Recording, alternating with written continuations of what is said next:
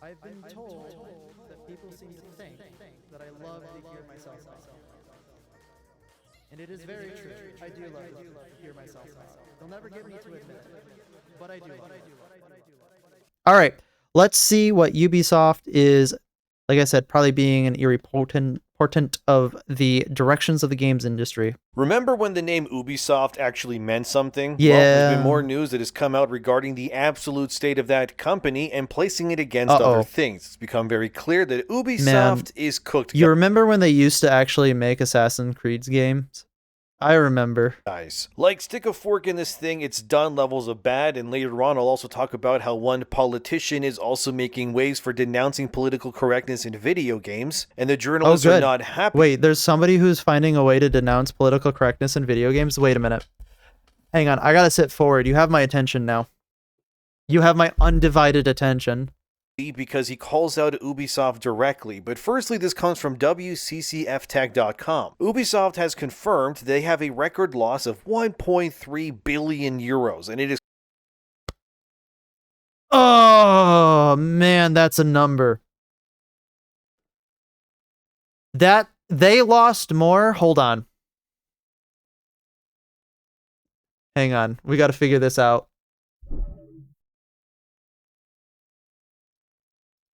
What is the GDP of Liechtenstein? 9.4, okay. What is the GDP of Sudan?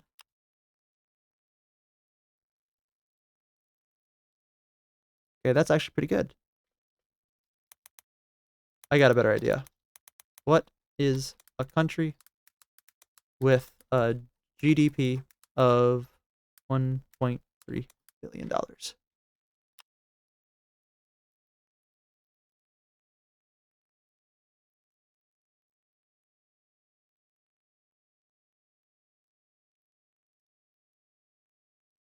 There we go. They made less, or that number is around the GDP of the American Samoas, Dominica, Micronesia, Palau, and a bunch of other nations. They're losing as much money, essentially, as a solid nation, or at least a low earning nation. That's insane as a number. Causing complete chaos at the company. A little lore for you as well, so you understand how bad this really is, right? Yes, $1.3 billion, that is a lot of money. It's also more much money than Ubisoft is really worth just a mere 2 or so years ago. I'm going to also bet that that's just the number of money on paper that they've lost. Like the ones that they have to actually declare. I'm going to bet you they lost a lot more than that. Before Tencent came in, and then saved them with over $1 billion extra to keep that entire company afloat right now. So this kind of means that Ubisoft has effectively lost the mass majority of their worth in a few years again. They're effectively worth next to nothing currently, and it's all because of moronic design decisions, of course. Oh yeah, this is a trend, isn't it? This isn't like $1.3 billion flat. This is 1.3 billion in addition to the other however much money they lost in previous years. Oh my God. I don't think they're hemorrhaging. It's just bleeding out of them. They're like, "Oh man, why is my blood green? I don't get it." People realize just how catastrophic this really is, because for many game publishers, if they were in a similar position to Ubisoft, they would be freaking out right now and having panic attacks. And genuinely, the only reason why Ubisoft exists at all right now is because of really Tencent. It can't be denied. They simply just don't have the money to keep themselves open without outside intervention. This is why Ubisoft's entire design is... This is going to be an amazing acquisition by Tencent, because what they're going to do is they're going to be like, listen, you're losing more money. Why don't you go ahead and give us more control of your company? Been uprooted and created into new divisions of studios within itself with Tencent's guidance and money, of course, too. And obviously, we know that Black Flag Remake is coming. That will likely do very well for Ubisoft, probably. I have heard through the grapevine that the Black Flag Remake is not good. I don't know why. I've just seen titles of people who got early access to it, people saying that it's not the Black Flag that you remember. I'm kind of hoping that it's good for the people who like Black Flag, but I'm also kind of hoping against They Ubisoft. somehow mess Not it gonna up lie. with some stupid design changes instead. But largely speaking, Black Flag Remake is probably the first time in years where I'm actually looking forward to a game from Ubisoft again. Assassin's Creed Shadows, that was not it. That was a massive blunder, and despite what websites do try to say about it, Shadows did not in fact save Ubisoft whatsoever. When this first got announced, Ubisoft's stock price dropped and has since been recovering slightly, somewhat, maybe. Here's where it was at a few days ago, as you can see, somewhere around €4.50 per share. If you really want some good investment advice, buy Ubisoft now when it's low, and then on the eve of Black Flag's release, when it's going to most likely be at its highest, sell. That's just my opinion. I'm not a financial analyst. I know nothing about the stocks. That's what I would think would probably be the case, though. And here it is currently as I'm writing this video, where they have gone up slightly, but notice where I put my cursor on this all-time graph here too. You see, Ubisoft had a peak in July 2018 where every share of their company was worth a staggering 102, almost €103 per share. In 8 years, they've effectively STG, if they messed with my boy Edward Kenway, listen. They probably did. Lost pretty much all of their value since their highest peak until now. Obviously, the massive share price in 2018 makes sense, because during that period, Ubisoft had games like Assassin's Creed Odyssey coming out, which did very, very well for them. They also had other games like Far Cry 5, which also, unsurprisingly, did very good too. Ubisoft's best-selling game in years was Assassin's Creed Valhalla. So remember, the reason why you're going to sell right before it comes out is because everybody's going to start buying right before their game comes out, and then everybody sells when it's garbage. That game generated well past $1 billion in its entire lifespan from 2020 until right now. Yet despite this massive win, it was not enough to save the company. It's crazy that these days this means Valhalla pretty much made more money than Ubisoft as a publisher is worth right now. And that is sad, man. Look, I liked Valhalla for what it was, I guess. Long and bloated, yes, but it was a fun game. Never played it myself. You know a game does well when a publisher invests further resources to expand it even more, right? Valhalla had tons of updates, multiple expansions, free. You know what I want? I want a remake of the Prince of Persia game for the GameCube. I think that would be fun. They did put a port, but it's like unplayable. Like quite literally, I actually got it not too long ago, about a year ago. And in order to play it, you needed to have an emulator of Windows for a down-tiered version of Windows. And it's still on Steam to buy. It doesn't work. I'm just like, okay, sure. Live updates, it even had seasonal events. It was by and large a massive success for Ubisoft. The problem was that Ubisoft needed more Valhallas to really save them. Instead, they made a lot of bad games or canceled sequels to games made a bunch of stinkers wanted, like say Immortals Phoenix Rising, which I thought was actually a very fun game for what it was, but no, they canceled the sequel when it was in mid-development instead. And that Splinter Cell remake, that is still in development hell. Who knows what's going on with that right now too. Shadow Tom Clancy is weeping. However, was the blow that really changed everything, and that just can't really be denied, as UK Finance reported here. Ubisoft confirmed the losses are not over for them, and they are still going to bleed money for the foreseeable future, as UK Finance said here further. That's not a good announcement. A company coming out and saying, hey guys, we know we lost money, and the money's going to continue being lost until morale improves. Oh, okay. Well, Ubisoft is down about 17.4% year over year, meaning that despite what websites do try to say and push Shadows as this success story, it's not really true. Because if it were, we wouldn't have these articles. If you think Assassin's Creed Shadows was a success, you need to go to a mental asylum. I'm sorry, you are detached from reality. They'd probably would tie the Ubisoft CEO to a load of bricks and throw him in a lake if they could do that. Overall, Ubisoft plans to lose another $500 million, as they say there. And they also hope to then recover, which is just, oh man, that is yikes, dude. As some analysts said, as seen here. What do you hope to recover from, though? Do you actually have a good game in the pipelines? Like, are you trying to tell us something that, like, hey guys, be ready for the hopefully Hail Mary shot that we're making from down court, like, in the year? What are you talking about? Ubisoft appears to be responding to the difficult market environment, but with significant uncertainties around delivery as well as effectiveness of the new operational structure. We expect the risk-reward to remain wide. Not exactly encouraging, but at least they're finally being honest, I guess. This all comes in line with Ubisoft also cutting about 1,200 jobs already, which will apparently save Ubisoft about $118 million. But they can, fire as many people as they... Wait, hang on. You're firing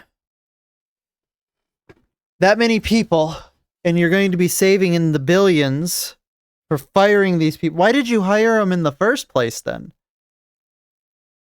Like, why are they even there? Want to. The devs aren't really What's the that all about? So much as the leadership is. Because you don't fall into a mess of this magnitude unless the people steering the ship have no idea where they're going in the first place. It's embarrassing, honestly. We should be multiple new Assassin's Creed games deep, and we should have had at least one new Far Cry game already since Far Cry 6. But Ubisoft's entire portfolio and content pipeline is so cooked right now that they've been trying to put out fires instead of, making games. I do feel bad for the developers, though, because you can't really blame a level designer or some gameplay dev for really any of these problems, because this all falls squarely on the shoulders of their leadership. Yet let's keep laying off the people not responsible, while the people who got us here in the first place are still in charge. I mean, there are probably some developers that are to blame that go along with the decisions of the leadership, like in lockstep, sure. But large in part, I do agree that the leadership are the ones that have fucked this company over. And quite honestly, I think that's probably a lot of the story in the games industry, because the people who are like directing the way and basically directing the ship in which way it goes are the ones that are directly hampering the developers from creating a good product by telling them that they have to put these things in their game. They have to put whatever DEI elements that they want to, they have to put whatever live service things that they want to, they have to put whatever like predatory monetization in their game. And it's just like, dude, please.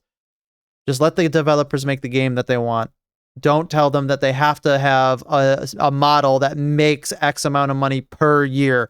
Holy shit. COVID, quotas, and nepotism, I guess. I don't even think it was that. I think that it's mostly just the quotas. I think that's really just what it is. Especially because they're just like, listen, you got to make this much money. And it's like, you can't guarantee that. There's no way to guarantee that. I mean, you can try to put a system in there that monetizes something, but saying that you have to make this much money or we're not going to do X, Y, or Z creates like a negative incentive for good gameplay, and gameplay that only services the monetization. I mean, like, again, we're talking about the same company whose CEO said, I want to make them pay for every bullet in their magazine or something like that, which is just like, okay. Guys. Ubisoft still somehow employs a staggering 16,600 developers. If I were a developer and I heard that come down from the pipeline, I'd tell them to go fuck themselves. I wouldn't have a job for long, but at least I'd stand on principle. There's more developers than multiple AAA studios combined and then some. Yet, it's so catastrophic, man. Let me tell you in a simple way how bad this all is. If you hypothetically invested $10,000 in 2018 at Ubisoft's high point when Assassin's Creed Odyssey came out, right now, today, you would have about negative $2,000. $270 to $450 in investments left. Damn, man. Based on how much money Ubisoft lost in value from 2018 till right now.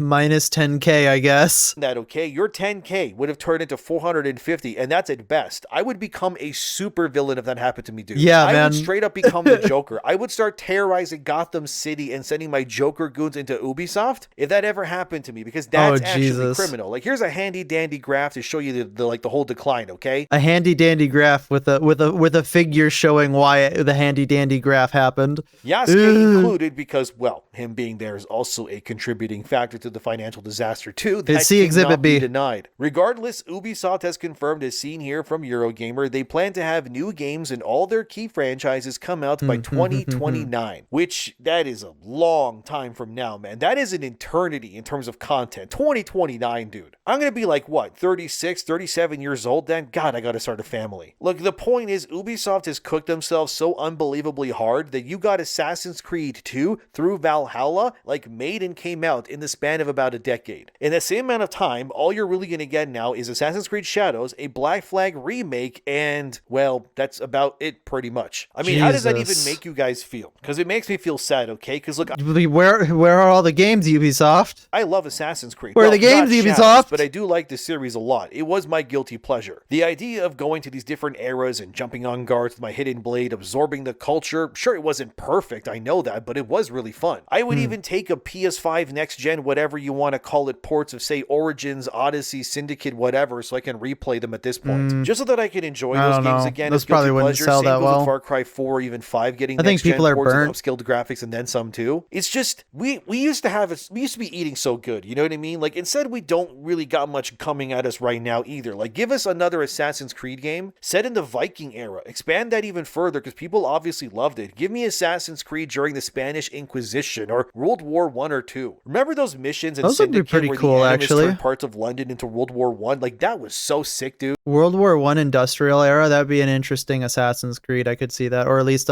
maybe a like.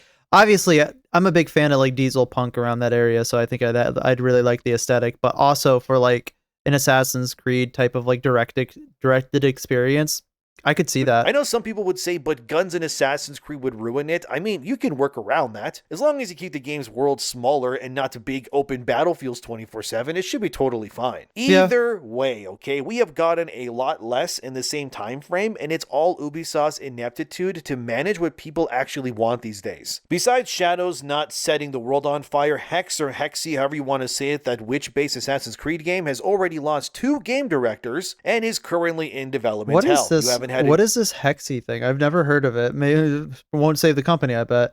The worst part about Shadows is I've been should have been a softball for them. Yeah.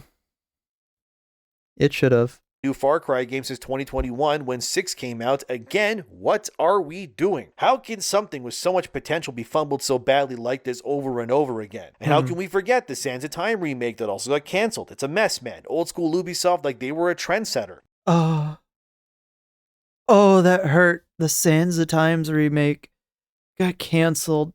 No. Oh, I'm in pain, guys. You had told someone at Ubisoft heck off and quit, Expedition could have become 34. Okay. Now they can barely even it. release a full game in 3 times the time it used to take them on their worst days. I mean, this was the same company behind Assassin's Creed 1 and 2, Splinter Cell Chaos Theory, Far Cry 3, Rainbow Six Vegas, and those Prince of Persia games like Warrior Within and more. People love those games. They had real identity, gameplay first design. Now the company just kind of looks unrecognizable to me. The only thing massive about Ubisoft really these days is their budgets, but the excitement around their games has shrunk in comparison. Ubisoft just became obsessed with chasing trends over making unforgettable games. Sure, yeah, the collapse wasn't overnight, okay, but when they kept releasing one sterile designed by committee game after another, is it really no wonder how we got here in the first place? I think people forgot how powerful Ubisoft used to be. They used to represent creativity. I think everybody knows exactly how we got here. Like, that's the funny thing is it's an open secret, by the way. Look, and the fucking drive shafts clipping through this guy's leg. And like actual experimentation. They used to have unique Good art pods. styles, very memorable protagonists, and they did it all, man, like effortlessly. The worlds actually felt handcrafted. There was confidence in their design philosophy. Their identity was very clear, but then just something changed. They, like many, went from being studio driven to this like corporate machine that only really cared about broad audience appeal and the market trends. Their games used to feel like passionate projects. Now it's like they're just made in a factory or something. And they became the symbol of everything boring about a modern game design. I think a lot of it, like modern games, feel like that too. That is one thing that that's why I really super enjoy indie games, is because they definitely don't feel like they came out of the indie game factory. And some indie games definitely share a lot of same DNA with one another, but they're mostly unique enough to be their own experiences. Like, that's why I'm like also super hard on AAA, because it's just like every single AAA game just feels like the same fucking game. It's like, okay, I guess we're just playing this game again. Alrighty. Huge maps for no reason, endless icons, here we go, clear the same camp 15 times. It was like their games were being made by an algorithm before like AI even really existed at the scale that it does right now. Not to mention, they famously said they wanted every game to be a live service, even if it was single player. Valhalla, by the way, that has a cache store. Despite not being multiplayer focused or anything like that. I mean, even Mirage has a cache store. The game's like 30 hours long. None of it makes any sense. Like, why does your single player game have more armor sets at launch behind a paywall than in your game to unlock by playing it? But no matter, because it makes people money. Like, that is the one thing that's like, it's just predating on people's like inability to be patient, which is kind of slimy in my opinion. Because it's just like, I get it. Like, yeah, a lot of people don't have the time to sit down and like grind something out, but that seems like a better design decision to make the game like maybe a shorter experience or the grind easier for people who have that problem, instead of just saying, hey, we're going to make it grindy, but at the same time, you could pay for more. It's like, dude, come on. What? They still chased that trend aggressively, but that was the problem at its core. We didn't fall in love with Ubisoft because of live service design. We fell in love with Ubisoft because the company once delivered focused experiences with strong gameplay identity. Look at Skull and Bones. It costed them close to $1 billion to make that game, and it still flopped. Quadruple A game, by the way. It's dead in the water, pun intended. Star Wars Outlaw, it performed so poorly, they just dumped it on the PlayStation Plus catalog recently, less than 2 years after its mainline release. I remember Star Wars Outlaws. That game was... It existed. That's for damn sure. Despite it being the game that Ubisoft, by the way, spent the most much money to the chagrin of everybody who interacted with in it. advertising, I mean. The true crisis at Ubisoft is whatever they seem to do feels completely disconnected from what their fans actually want these days. Not to mention, they also infamously said that you should become comfortable with not owning your games. And speaking of not owning your games, this brings you to the other part of this story and video involving SKG, or Stop Destroying Games, as the European Union is now calling it. I won't waste much time here. You know what SKG is, the whole battle for games ownership. Anyways, one of the politicians who spoke during this panel about this initiative was a guy named Milan Uric. He is a Slovakian member of parliament that took to the stage and aired out his grievances as oh, please, give me the most basest take that I've ever heard. As to why games are in such a problem spot. Milan Uric did not mince his words, and well, here's what he said. Watch this clip. Wokeness and aggressive monetization is destroying video games. Thank you. Oh, please. That's all. I want that posted on my wall. I want to wake up to that. That's going to be my new alarm. I wanted to talk about what's destroying video games here in the European Parliament. All right, I will say it loud. One thing that is definitely destroying video games is the crazy woke ideology and political correctness which is being forced into the games. Man. For example, if we want to play as a samurai, obviously we want to play as a Japanese warrior and not to be forced to play as a black person warrior or okay, that wasn't even the worst problem with that game, though. In Assassin's Creed. Or to play as a queer character without any other choice. This is an issue, really, for players. The other thing which is destroying video games Milan Uric are 07 practices, 07. never-ending microtransaction, insane pay to win. Or I cannot wait for the smear pieces to come out against him, against some like was he Slavic, some random Slavic politician in the EU Parliament, and just we're gonna hear nothing but smear on him. It's just like, okay. Even gambling loot boxes. Like in casinos, yes, please kill the loot boxes. Has to be stopped, as well as practice when a company shut down a game server right after you purchase your favorite game. Hey, look at this guy. I'm gonna bet you he grew up on the NES, Nintendo 64, around the same time that a lot of us were growing up. He understands. He gets it. He gets it. Game player he understands. The other players, we want fair game. We need more politicians like this. Now, as you can expect, this guy's little rant did not go over well with games media, and people in the comments on that. I wonder why the fuck it didn't. Clip even said that this guy might be an industry plant meant to derail the whole Stop Destroying Games discussion. But either way, Milan Uric caused people to get very angry because he directly called out Ubisoft for ruining Assassin's Creed Shadows by forcing Yasuke and Naoe down players' throats instead of honoring the Japanese people's cultures and what would realistically be the hero, which, let's be real, would be a Japanese man. Even though that annoys people, I mean, that is who would actually be there and not someone like Naoe. Because in case you didn't know, female shinobis, they never existed. You can even look it up yourselves. The concept of a female ninja was only made into something when Japanese novelists wrote fictional stories about them. In reality, it was never a thing. So be mad or not, Milan Uric got people very angry, and as you can see here from PC Gamer, who details that this Milan Uric guy was apparently a part of a right-wing group in Slovakia that's Yeah, there we go. There's our favorite. There's our favorite one to go. Let's go ahead and call everybody these words so that we go ahead and devalue them. Splintered off to form the Republic Group. According to his Wikipedia page, they classify Udik as far-right and his belief system to be very much in line with far-right political views. Sure. I'm not really here to debate whether Milan Udik is far-right or anything like that. The point of the matter is what he said about ideology ruining games is still something that, well, needs to be dealt with one way or another. But I do agree that maybe where he said this, which was, during the Stop Destroying Games hearing, probably not the place not the to scope. do so. We should be... I can totally agree with that, where it's just like, maybe that was not the best place to be talking about that personal opinion, and it might derail the discussion, or at least derail some parts of the discussion, which would probably be bad. Although I can get and understand why, if we're airing grievances, we might as well also address these other grievances. I think right now you need to keep it like minimally to the scope of just making sure that games preservation is the target focus. That's the one thing that I do have a problem with a lot of like government and a lot of people in politics, is they just kind of tend to pile on issues until like the issues that are at debate are so large in scope that everybody loses the plot, so to speak.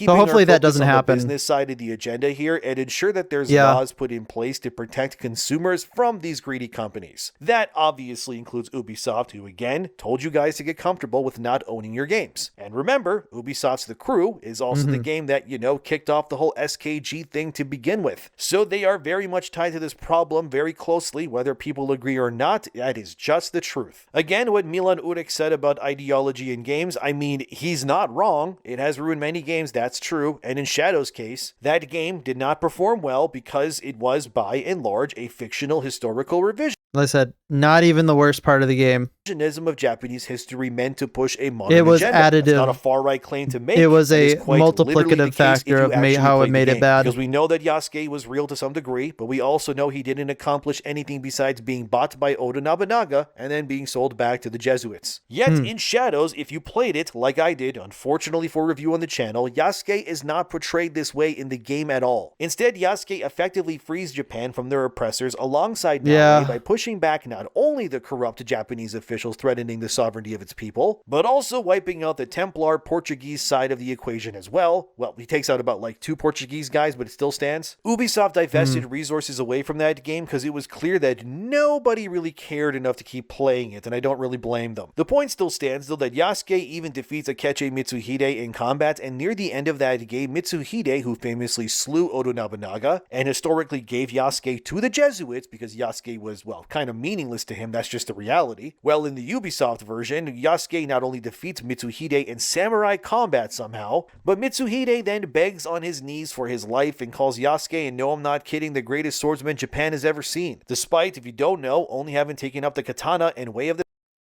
We really did that? Okay.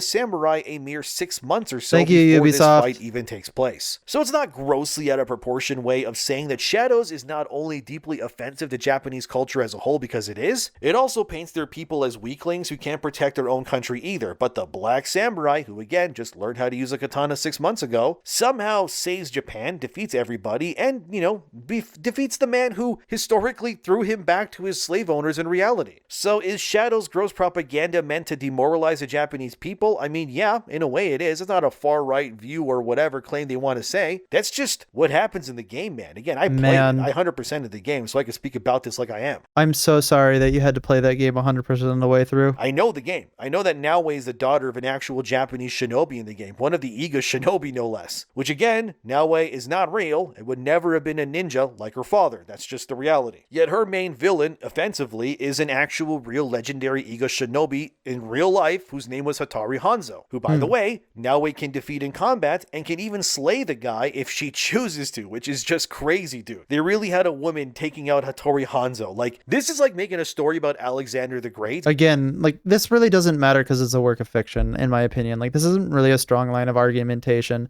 Sure, we can meme on it all we want, and, like, I will meme on it because it's ridiculous.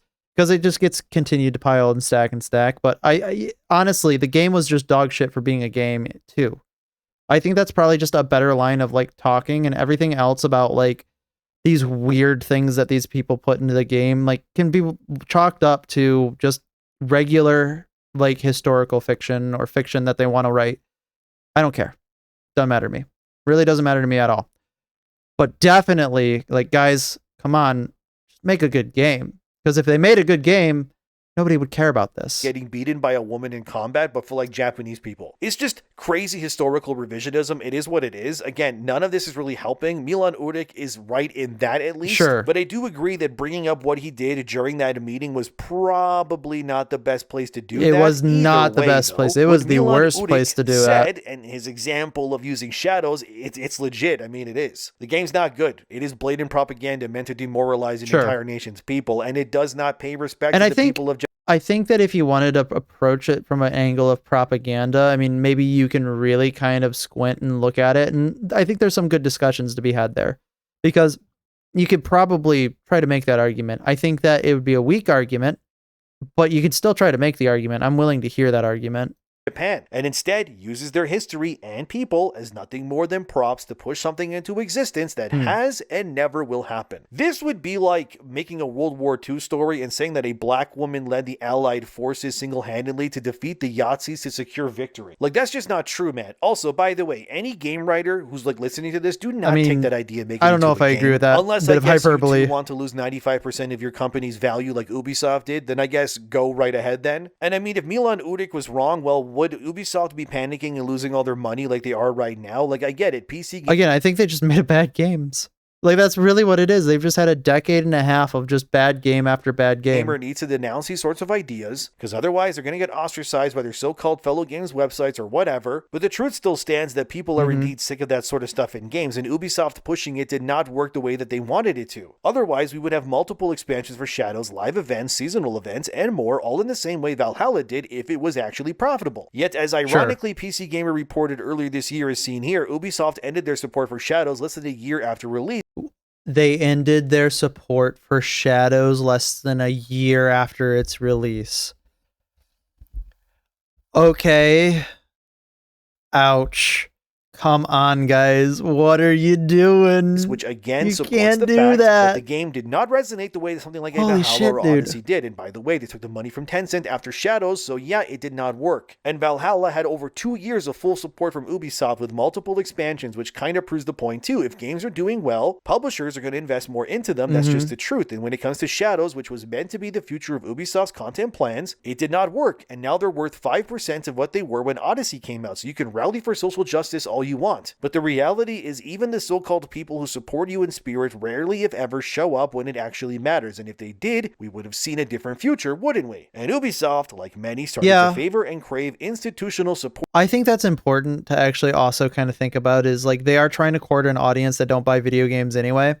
Because like, again, we're going to go back to the same discussion that we had with Lords of the Fallen, where it's just like, guys, when you make a product for somebody in a target demographic, surprisingly enough, they'll show up if you do what they want.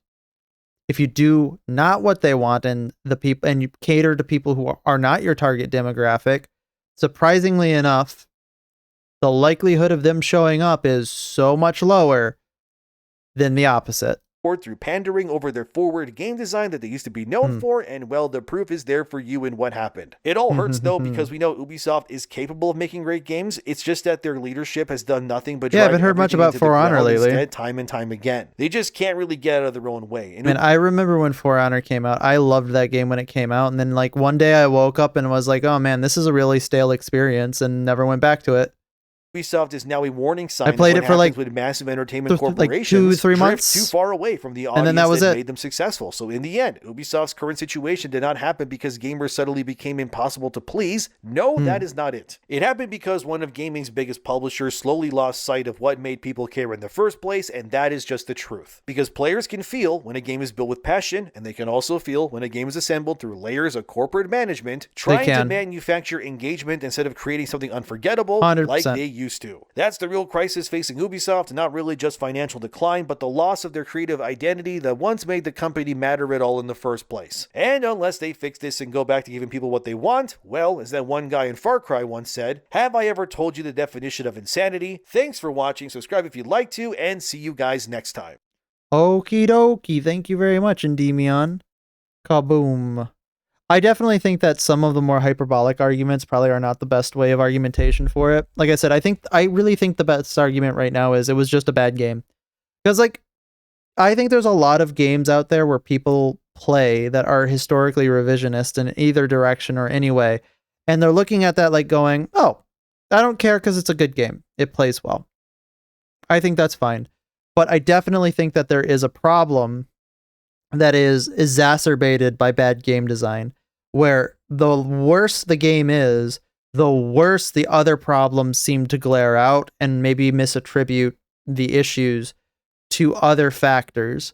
Because like I think a lot of people are probably looking at it like going, oh, this game is XYZ and it's bad because of this. No, it's bad because it's a bad game. You're just seeing the other problems for the game because you're able to look underneath the hood a little bit more inquisitively, because all of the other things you already think are bad are bad. Really, again, at the end of the day, people don't care if it's, whatever it does, as long as it's a good game.